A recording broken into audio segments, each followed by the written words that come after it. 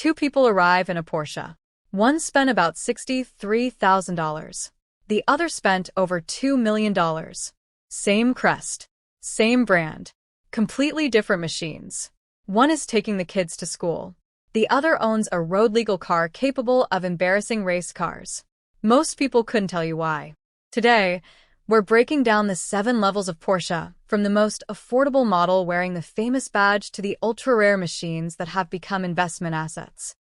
By the end, you'll understand where the engineering justifies the price, and where you're paying for something far beyond transportation. Let's get into it. Level 1. The entry point. The Porsche Macan. This is where the majority of Porsche ownership begins. It's also where Porsche quietly earns a huge portion of its profits. A new Macan starts at roughly $63,000. Under the hood is a 2.0-liter turbocharged 4-cylinder producing around 261 horsepower, enough to reach 60 miles per hour in about 6 seconds. Quick for a compact luxury SUV. But among modern Porsches, it's the slowest way into the brand. Here's what rarely appears in the advertisements. The Macan shares much of its underlying platform with the Audi Q5. Both belong to the Volkswagen Group. The architecture is largely the same. Porsche redesigned the suspension, sharpened the steering, upgraded the interior, and transformed the driving experience. The result is unquestionably the better vehicle. But the increase in price is larger than the increase in engineering.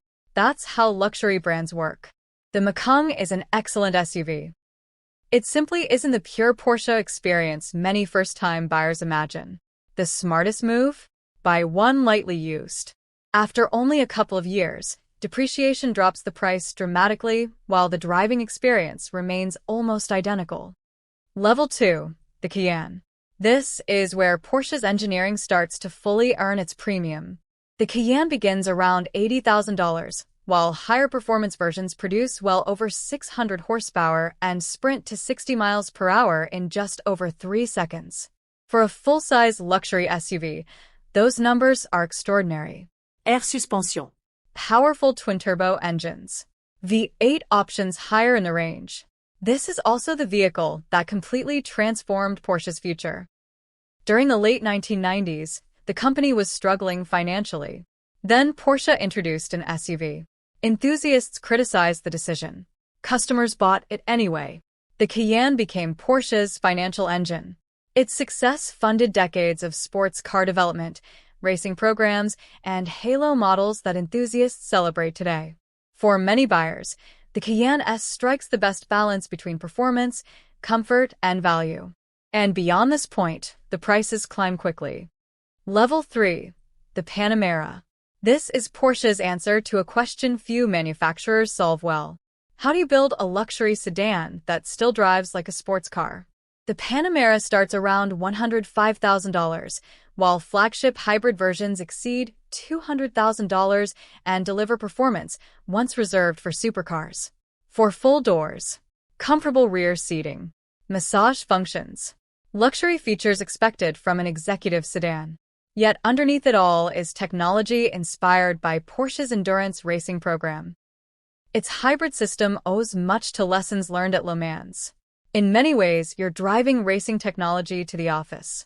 If you rarely carry passengers, the 911 is still the obvious choice. If your lifestyle requires both luxury and genuine performance, this is where the PANAMERA makes perfect sense. Level 4.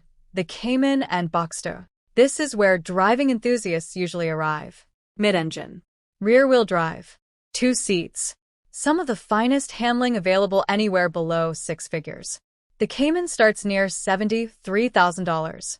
The GT4 RS pushes beyond $160,000 with a naturally aspirated flat-six producing nearly 500 horsepower and revving to 9,000 revolutions per minute.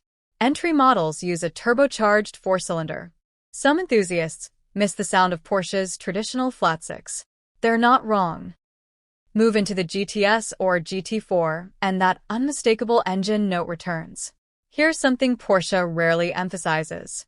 Objectively speaking, the Cayman is better balanced than the 911. Its mid-engine layout provides nearly ideal weight distribution. Lower center of gravity. Sharper handling. Nearly every automotive journalist who's driven both knows this. So does Porsche. That's exactly why the Cayman has always been carefully positioned below the 911. If it consistently outperformed the flagship on paper, many buyers would simply choose the cheaper car. The Cayman is arguably the better driver's machine. The 911 remains the bigger icon. That's the hierarchy most buyers never hear about. Level 5, the 911. Now we arrive at Porsche's legend, the 911. Production began in 1964. More than 60 years later, the silhouette remains instantly recognizable. Rear engine, distinctive proportions, an identity that has survived generations of refinement. Entry Carrera models begin around $122,000. Performance variants like the GT3, Turbo S, and GT3 RS quickly exceed $225,000. Limited editions often sell for whatever the market is willing to pay. On paper, placing the engine behind the rear axle shouldn't work. Physics says it should create instability. Porsche spent decades engineering around that limitation until it became the car's greatest strength. Today's 911 corners faster than many machines with theoretically superior layouts. It's proof that persistence can outperform convention. Certain naturally aspirated generations are already becoming collector favorites. Values continue climbing as enthusiasts recognize what can no longer be built. Level 6. The electric era. This is where Porsche abandons gasoline without abandoning performance. The Taycan represents the company's vision for the future. Base models begin around $100,000. The Turbo S approaches $210,000. Many electric cars are incredibly fast once. The Taycan is engineered to be incredibly fast repeatedly. Its sophisticated cooling system allows launch after launch without significant performance loss. That's the difference. Porsche expects owners to use the performance they paid for. More importantly, the Taycan still feels unmistakably like a Porsche. Precise steering. Excellent balance. Outstanding braking. Everything enthusiasts expect, just delivered in complete silence. This is where Porsche's next chapter is being written. Level 7. The collector cars. Now Porsche stops being transportation. It becomes an investment category. The 918 Spyder. Only 918 examples were built. Its naturally aspirated V8 combined with hybrid technology produces nearly 900 horsepower. Originally priced below $1 million. Today, well-optioned examples routinely trade between $2 and $3 million. Then there's the Carrera GT, built between 2004 and 2007. Powered by a V10 derived from Porsche's abandoned Le Mans racing program. A 6-speed manual. Minimal electronic assistance. One of the last truly analog hypercars. Originally sold for under $500,000. Today, pristine examples often command well over $1.5 million. Collectors don't buy these cars for commuting.